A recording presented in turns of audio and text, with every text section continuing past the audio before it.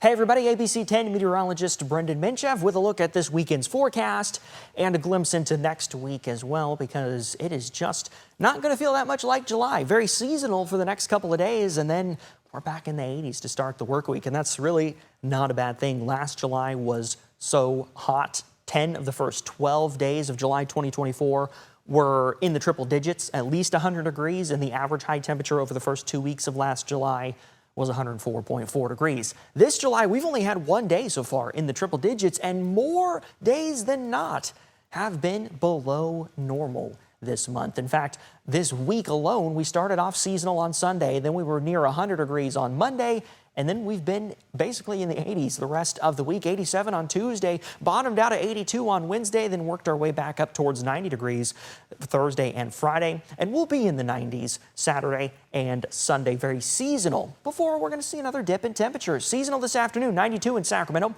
93 in Stockton, 95 Modesto, 94 in Angels Camp, 93 in Auburn, 90 in Nevada City, 85 Truckee, 82 in South Lake Tahoe. Across the San Joaquin Valley, temperatures between about 93 and 96 degrees. Similar temperatures in the Sacramento metro area. 92 in Sacramento, about 95 Rancho Cordova, 96 in Roseville and Folsom, 97 in Lincoln, about 96 in Woodland, 92 in Davis, 91 Vacaville, 84 in Fairfield. Again, temperatures that we would expect to see this time of the year. One of the things that we've had the last couple of days, Thursday and Friday, I should say, have been some showers on the eastern slope near Highway 395 in the Bishop area, southern Sierra.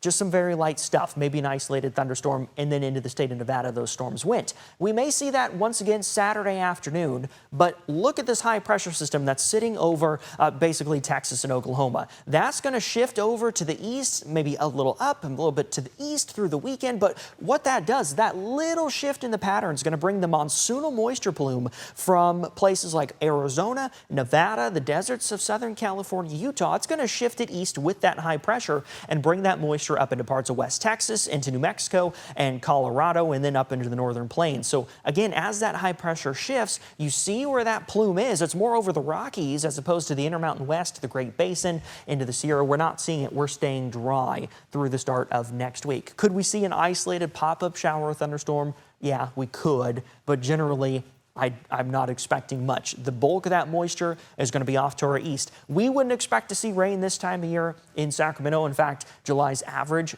monthly rainfall is 0 in Sacramento. But what that high pressure moving east will do is bring our temperatures down. We're going from the 90s this weekend, very seasonal, into the 80s to start the work week. Monday and Tuesday, we're going to be about 10 degrees cooler than normal in the low to middle 80s. We're going to stay in the 80s even from Wednesday in towards Friday. So the average is 93, and again, that's where we are this weekend. But once we get in towards next week, temperatures are going to be in the 80s. And we're going to have some of the very best weather anywhere in the U.S. right here at home as we finish off the month of July. The 8 to 14-day climate outlook, that's the end of July into August 1st.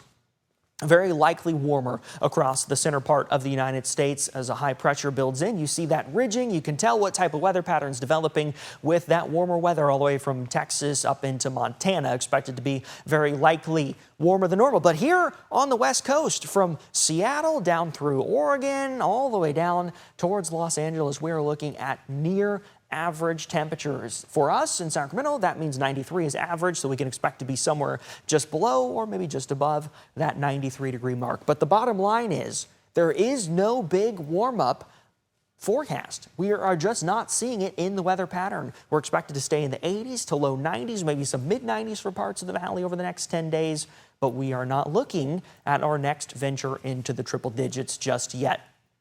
I do want to say one of the things that we are noticing is some little bit of less daylight. Just within the last couple of weeks, we're starting to see daylight decrease by as much as 15 to 20 minutes here in Sacramento. So sunrise at the 1st of July was at 5:45 a.m. On Monday, July 21st, it's going to be at 5:58 in the morning. Sunset at 8:34 on July 1st. On July 21st, sunset at 8:25.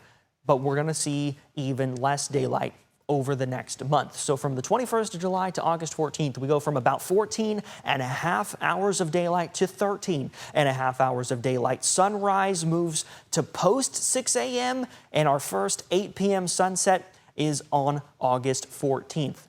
After August 14th, the sun sets before 8 o'clock. So again, we go from 14 and a half hours of daylight to 13 and a half hours of daylight by mid-August. And then at the autumnal equinox on September 22nd, we're going down to just about 12 hours of daylight with sunrise close to 7 o'clock in the morning and sunset close to 7 o'clock in the evening. So we know that right now we're in the thick of summer. It can be hot. Thankfully, right now, it's not hot. But we also know that as the days start to shorten up and we get fewer hours of daylight, the chances of those big extreme heat days like 110 plus start to diminish because, look, I will say, disclaimer, they can happen in early September. It happened in early September 2022, but the really long days with a lot of heating hours, we're losing those. We're not having as many really long sunny days anymore, especially over the next month. We're going to start to see those daylight hours shrink, and that does lower somewhat our chances of big heat days. Just something to keep into perspective, right?